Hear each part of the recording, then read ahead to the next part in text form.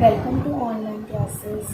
अब हम शुरू करेंगे 10th क्लास का सम एप्लीकेशंस ऑफ ट्रिग्नोमेट्री। इससे पहले हमने इंट्रोडक्शन ऑफ ट्रिग्नोमेट्री की मेरी एक वीडियो अपलोड हो चुकी है।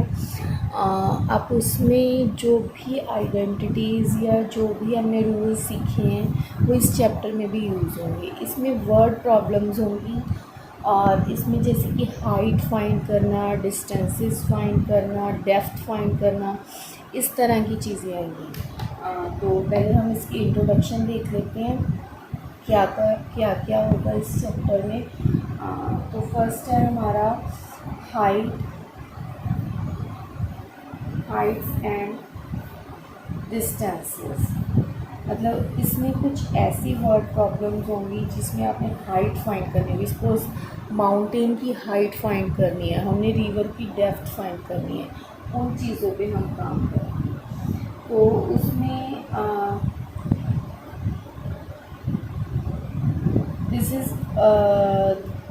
this is used to find the height of a find for example ये मैं बता रही हूँ, this is used to find the height of a mountain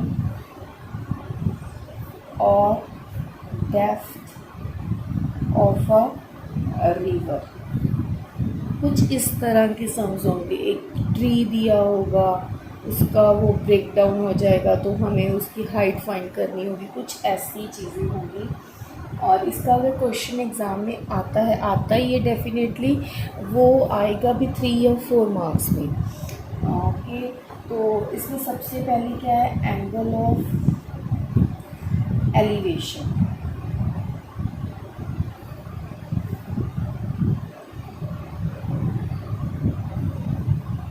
हमने क्या करना है, एक लाइन ले लेनी है, let O be an observer.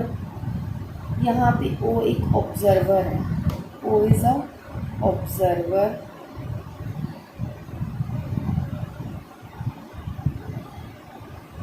O X is a line drawn horizontally from ओ।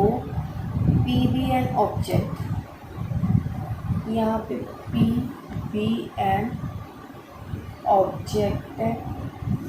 तो हमने जो ये एंगल बनेगा इसे बोलेंगे angle of elevation. This is the angle of elevation.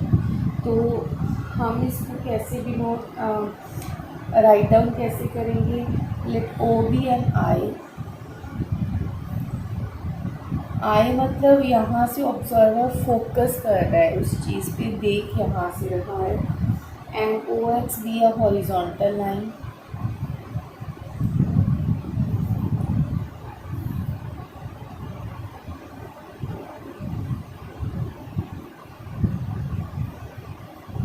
drawn through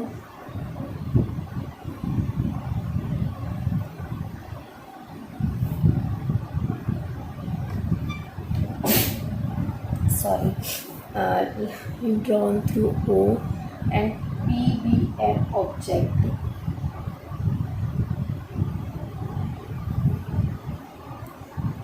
Then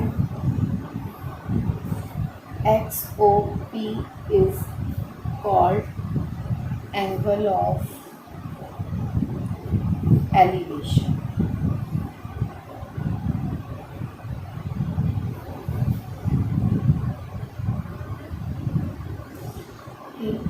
in case person यहीं से सी कर रहा है, ये ऑब्जर्वर ऐसे ही सी कर रहा है और एंगल डाउनवर्ड जा रहा है, ठीक है।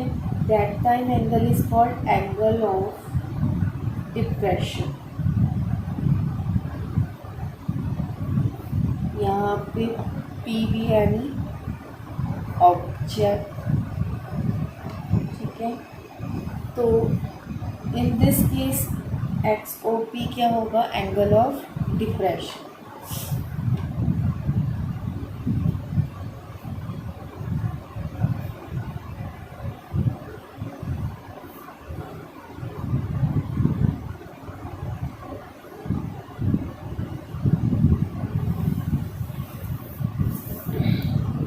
बस मेनली यही एंगल्स को ही आपने समझना है कि क्या बन रहा है। उसके बाद हम शुरू कर रहे हैं। फर्स्ट सम है हमारा, एग्जांपल्स जब हम करेंगे उससे ज़्यादा क्लियर होगा। अ tower stands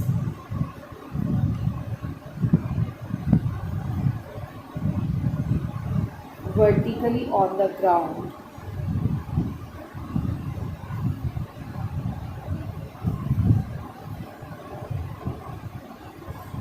from a point on the ground which is 15 meters away from the foot of a tower.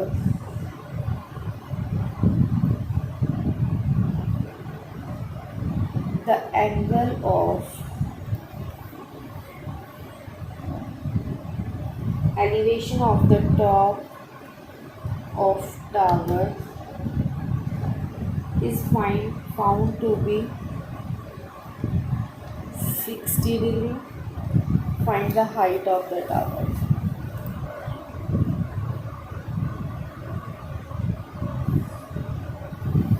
पहले सिर्फ अपने इस क्वेश्चन को समझना है। अगर आपको क्वेश्चन समझ आ रहा है ना, तो फिर सम बहुत इजीली सॉल्व हो जाएगा।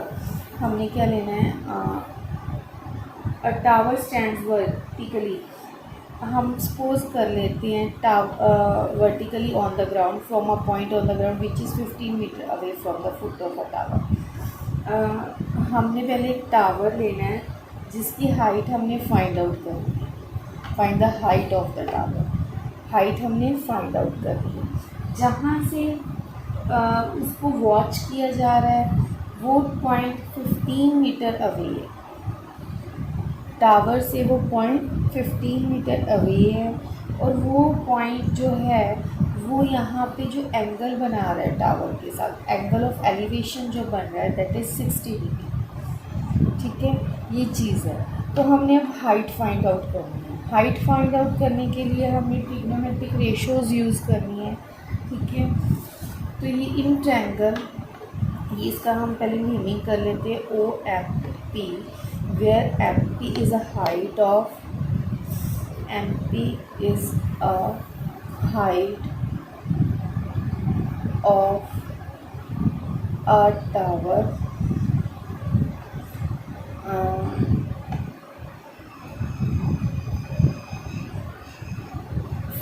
OM is equal to 15 meter. Where O is a point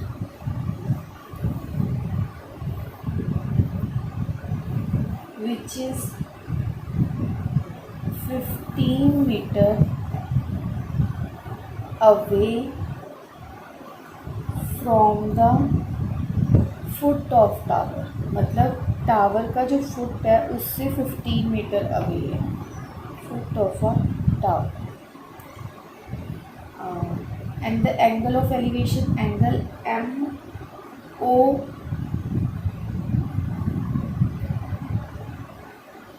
angle M O P is equal to 60 degree. और जो टावर है वो एक राइट एंगल पे खड़ा है, तो angle P M O is equal to 90 degree. ये एंगल 90 डिग्री का है। ठीक है, अब सारी चीज़ें क्लियर है। हमने साइन थीटा, कॉस थीटा और टैन थीटा में देखा था वही था कि एक राइट एंगल ट्रायंगल लेते थे हम, और उसके ऊपर हम एंगल लगा के ये वाला एंगल ऑफ एलिवेशन यूज़ करेंगे हम, इससे हमें हाइट फाइंड आउट हो जाएगी। अगर हम इसमें हमने अब वो चीज़ यूज़ करनी है जिसमें परपेंडिकुलर और बेस यूज़ होगा, दैट इज़ tan 60। tan 60 वहाँ पे हम tan थीटा लेते थे, थीटा तो लेते थे क्योंकि यहाँ पे जो एंगल था वो थीटा ही होता था, लेकिन यहाँ पे हमें वैल्यू गिवन है 60 degree. So we get take tan 60 degree is equal to MP over OM। tan 60 की वैल्यू क्या होती है, हमने ट्रिग्नोमेट्रिक रेशियोज़ में हमने एंगल्स भी फाइंड आउट किए थे, वो था √3 is equal to M P क्या है हमारे पास h ओवर 50, तो h की वैल्यू क्या आ गई 50√3 मीटर्स। अगर आपको वैल्यू इसके साथ √3 की भी गिवन होती, दैट इज़ 1.732, तो हम उसको भी पुट करके 15 से मल्टीप्लाई कर देते, then we get the height of the tower. ठीक है, हमारा नेक्स्ट क्वेश्चन है find the angle of elevation of the sun. हमने सन की angle of elevation find out करनी है। When the shadow of a pole h metre high is √3 h metre long. तो इसका सोल्यूशन हम पहले इसकी फिगर बनाते हैं। ठीक है, इसमें हमने इसका नाम रख दिया ABC। यहाँ पे सन है, सपोज कर लो यहाँ पे हमारा सन है। ठीक है, शेडो ऑफ द पोल बन रही है। Find the angle of elevation, हमने ये एंगल फाइंड आउट करना है theta. When the shadow of the pole h meter height पे जो एंगल वो है सन है, उसकी शेडो जो है यहाँ बनेगी। तो हमने फाइंड आउट करना है एंगल। तो हम क्या करेंगे, tan theta is equal to AB over BC। ठीक है, AB की वैल्यू क्या है h ओवर √3h। हाइट से height cancel, tan theta is equal to 1 over √3। ठीक है, tan थीटा अगर 1 ओवर √3 के इक्वल आया है तो हमारी ये होती है वैल्यू tan 30 की, या फिर डायरेक्ट भी हम कह सकते हैं 30 theta is equal to 30 degree. मतलब क्वेश्चन सिर्फ ये था, हमारा एंगल ऑफ एलिवेशन हमें फाइंड करना था कि हमें हाइट बताई हुई थी, सन इस हाइट पे h मीटर्स की हाइट पे है और उसका जो शेडो बन रहा है वो √3h पॉइंट पे बन रहा है इससे। तो √3h पता है हमें, h पता है, tan थीटा की वैल्यू क्या होगी AB ओवर BC। AB की वैल्यू h, BC की वैल्यू √3h, h से h कैंसिल हो गया, that is 1 over √3। So theta is equal to 30 degree. Next question है हमारा, एक स्टेटमेंट भी है मैंने, a tree breaks due to the storm. काफ़ी इम्पॉर्टेंट रहता है, इसको समझना है। एक ट्री है, ब्रेक हो गया so that the top of the tree touch is the ground. इसमें से अगर हम कुछ पॉइंट पे, हमें ये नहीं बोला हाफ से ब्रेक हुआ है या 2/3 से 1/3 से, कुछ नहीं बोला हुआ, तो हमने क्या किया, एक पॉइंट से उसको सपोज कर लिया कि ये ब्रेक डाउन हो गया। तो ब्रेक डाउन होने के बाद वो क्या होगा, ऐसे जाएगा और यहाँ ग्राउंड पे टच कर जाएगा। ठीक है, और एंगल ऑफ एलिवेशन जो होगा वो यहाँ से हम ये चीज़ बनेगी, एंगल ऑफ एलिवेशन इसके साथ बनेगा जो कि है 30 डिग्री। ठीक है, the distance between the foot of the tree to the point where the top touch is the ground is 8 meter. Top जहाँ पे टच कर रहा है वो फुट ऑफ द ट्री से 8 मीटर की के डिस्टेंस पे है। Find the height of tree, हमने हाइट ऑफ ट्री निकालना, हम इसकी पहले नेमिंग करेंगे। ये पॉइंट वापस ए बन जाएगा क्योंकि ट्री वहाँ से आके यहाँ पे गिरा, तो ये वाला पॉइंट क्या हो जाएगा, ए पॉइंट बन जाएगा। ऐसे ब्रेक डाउन होगी, इसको थोड़ा सा ना यहाँ से हम ऐसे कर दें। ठीक है, थोड़ा सा डायग्राम में प्रॉब्लम हुई है। अब हम सपोज करके चलेंगे ACB बी अ ट्री। ठीक है, that is when broken at point C, when broken at point C, then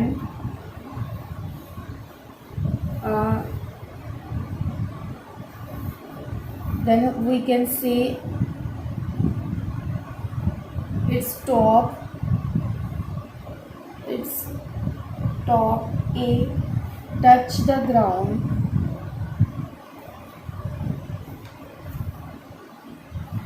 so that angle CAB is equal to 30 degree and A B is equal to 8 meters. C A B क्या है 30 degree और A B की value क्या है 8 metres. सो हमारे पास एक right angle triangle बन गई है ए सी बी।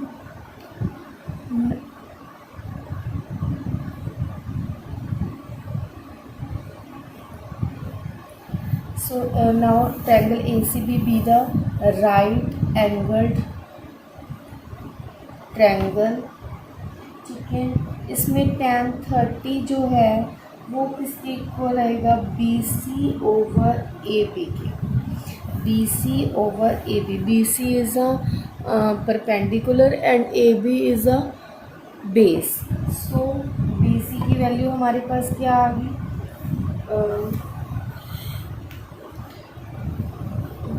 हमें BC की वैल्यू तो पता नहीं है, फाइंड आउट करनी है।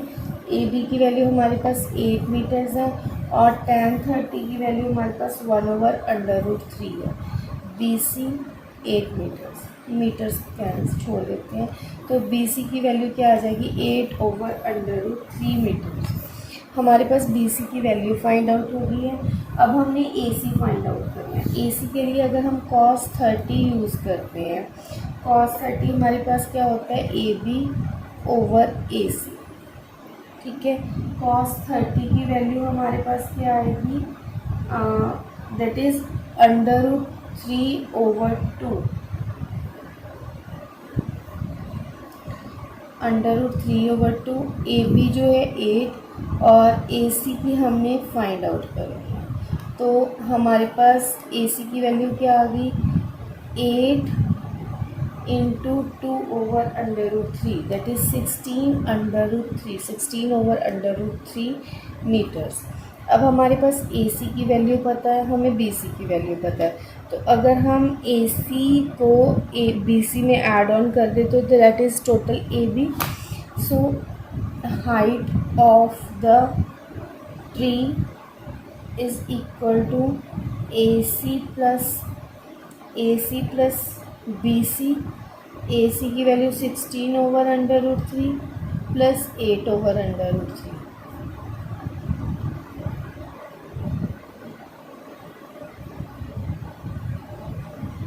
ठीक है, आप इसको सॉल्व भी कर सकते हैं, तो √3 को आप सॉल्व कर लीजिए, अदरवाइज़ यहाँ पे भी आप स्किप कर सकते हैं। सो द आंसर, एक बार दोबारा मैं इस क्वेश्चन को समझाती हूँ कि इसमें एक ट्री गिवन था ACB या फिर AB ले लो, वो C पॉइंट से स्टॉर्म के कारण टूट जाता है। वो टूटने के बाद जिस पॉइंट पे वो टच करता है, ठीक है, टच करता है, वहाँ से वो एंगल ऑफ एलिवेशन जो है वो 30 डिग्री दे रहा है। एंगल दिया हुआ है वहाँ से हमें 30 डिग्री। तो पहले हमने क्या किया, tan 30 लगा के हमने BC की वैल्यू फाइंड आउट की। फिर हमें BC पता है, हमने AC फाइंड आउट करना है। AC फाइंड आउट करने के लिए हमें क्या लगाया cos 30, क्योंकि इसकी वैल्यू पता है, हमें ये पता है। इन दोनों को यूज़ करके हमारा एंगल कौन सा बनेगा, हाइपोटेन्यूज और बेस को यूज़ करके cos 30। तो इससे हमारे पास क्या आ गई AC की वैल्यू। अब हमारी टोटल ट्री की हाइट कितनी हो जाएगी AC plus BC, that is 16/√3 plus 8/√3, दोनों को प्लस किया, दैट इज़ 24/√3। क्वेश्चन है हमारा, from a point on the ground the angle of elevation of the bottom of a transmission tower fixed at the top of a 20 meter high building are 45 degree and 60 degree respectively. Find the height of the tower. हमने height of tower पता करनी है, जिसमें एक building के ऊपर एक tower खड़ा किया गया है। तो हमारा क्वेश्चन जो होगा वो बनेगा कि एक बिल्डिंग है, ठीक है, वो सपोज करो AB भी है बिल्डिंग, उसके ऊपर एक टावर है, ट्रांसमिशन टावर जिसे बोला गया है। उसकी हाइट हमने सपोज कर ली है C, BC जो कि H मीटर्स है, और 20 मीटर्स हाइट हमें बिल्डिंग की गिवन है। वो हम जहाँ से वॉच पॉइंट बना रहे हैं फिक्स पॉइंट से, वहाँ से हमें एंगल्स जो हैं, फर्स्ट आएगा हमारा एंगल 45 डिग्री, ठीक है। नेक्स्ट है हमारा 60 डिग्री, ये है 45 degree, and this is of 60 degree. मतलब वो बिल्डिंग जो है वो एंगल ऑफ एलिवेशन दे रही है 45 डिग्री का, और जो हमारे पास वो है टॉप ऑफ द टावर है वो दे रहा है angle of 60 degree. So let A be a building of height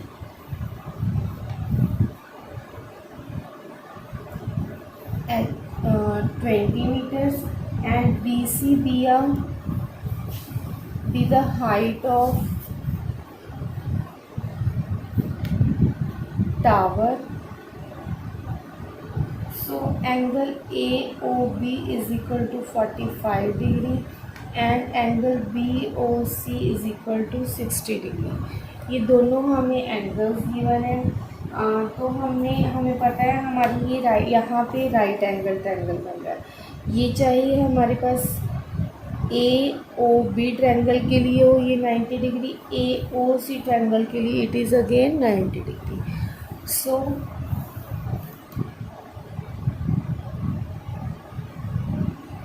in triangle AOB tan 45 degree जो है वो क्या बनेगा हमारे पास AB ओवर OA। ठीक है, AB over OA that is tan 45 की वैल्यू 1, AB की वैल्यू हमारे पास 20 मीटर्स, OA की हमने फाइंड कर ली। तो OA is equal to 20 meters. हमें ये भी फाइंड आउट हो गया दैट इज़ 20 मीटर्स। ठीक है, अब हम ट्रायंगल लेंगे ACB। In triangle AOC tan of 60 degree is equal to AC over OA। AC over OA tan 60 की वैल्यू हमारे पास क्या होती है √3। AC की वैल्यू क्या हो जाएगी H प्लस 20 ओवर OA की वैल्यू 20। तो ये क्या बन जाएगा H plus 20 is equal to 20 √3। H की वैल्यू क्या हो जाएगी 20 √3 माइनस 20। कॉमन निकालेंगे 20 तो ये आ जाएगा √3 माइनस 1 मीटर्स। तो ये सम हमारा यहाँ पे कंप्लीट होता है, जिसमें हाइट ऑफ टावर हमें फाइंड करनी थी H, वो हमने फाइंड आउट कर ली है। मैं अगेन इस सम को कंप्लीट समझा रही हूँ।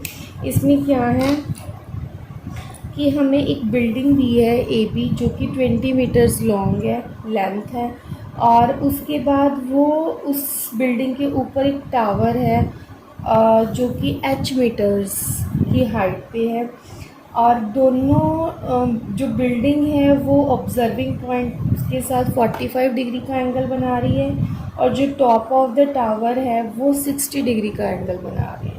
तो इन दोनों केसेस में क्या होगा, हमने क्या किया, एक ट्रायंगल फर्स्टली हमने सिर्फ इतनी ट्रायंगल ली है AOB।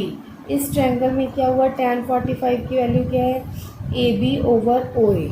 ठीक है, tan 45 की वैल्यू 1, AB की वैल्यू 20 ओवर OA हमने फाइंड आउट करना है। तो इसको सॉल्व किया तो OA की वैल्यू क्या आ गई 20 मीटर्स। अब OA हमें पता है, हमने क्या करना है ये निकालना है, लेकिन इसके लिए हम सिर्फ इतना ट्रायंगल नहीं यूज़ कर सकते। ये एंगल के बारे में हमें कोई नॉलेज नहीं है, इसके बारे में हमें कोई नॉलेज नहीं है। तो हमने पूरी ट्रायंगल ली AOC। In triangle AOC tan 60 की वैल्यू किसके इक्वल आ गई है AC ओवर OA के। ठीक है, AC जो है वो है H प्लस 20। ठीक है, OA हमें पता है 20 होगा। तो इन दोनों को हमने सॉल्व किया, ये H की वैल्यू क्या होगी 20 into √3 minus 1 in that is meters में। सो हमारा यहाँ पे एप्लीकेशंस ऑफ ट्रिग्नोमेट्री फिनिश होता है। इन दिस केस अगर आपको कोई भी इंक्वायरी हो तो मुझे कमेंट बॉक्स में बताइएगा, मैं ज़रूर उसे ट्राई करूँगी कम्प्लीटली आपको सोल्यूशन देने का। बाकी आप प्रैक्टिस ज़रूर कीजिए, एंगल्स पे फोकस कीजिए और प्रैक्टिस ज़रूर करनी है। Okay, bye and thank you.